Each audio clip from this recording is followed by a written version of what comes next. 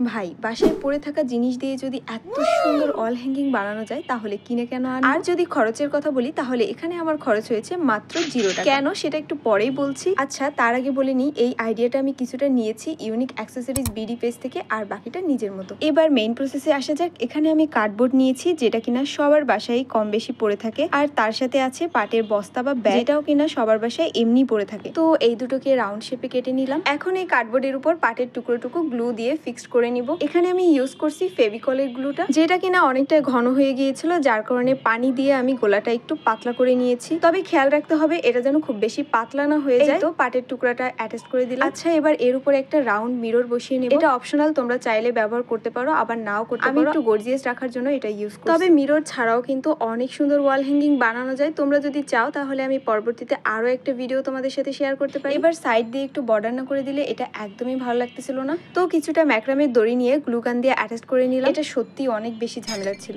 আচ্ছা এবার যাব সব থেকে সুন্দর একটা পার্টে। তোমাদের বাসায় অবশ্যই এরকম আর্টিফিশিয়াল ফ্লাওয়ার্স গুলো পড়ে পড়ে নষ্ট হচ্ছে, তাহলে আর দেরি কেন, জলদি এগুলোকে কাজে লাগিয়ে ফেলো। আমার কাছে ছিল এরকম সুন্দর একটা কাজটা, যেটা কিনা আমি ফেলেই রাখছিলাম, তো আজকে কাজে লাগিয়ে ফেললাম। আর তোমাদের যাদের কাছে এই ফ্লাওয়ার্স গুলো নাই তারা চাইলে কিন্তু পাট দিয়েও বানিয়ে নিতে পারো। তোমরা যদি চাও তারও একটা ভিডিও শেয়ার করতে পারি। প্রথমবার আমি এরকম ইউনিক একটা ওয়াল হ্যাঙ্গিং বানালাম, তোমাদের কাছে কেমন লাগলো সেটা তোমরা অবশ্যই জানিও। খুব তাড়াতাড়ি আবারও কোনো ক্রাফটিং এর ভিডিও নিয়ে চলে আসবো। আজকের মতো তাহলে এতটুকুই থাকলো।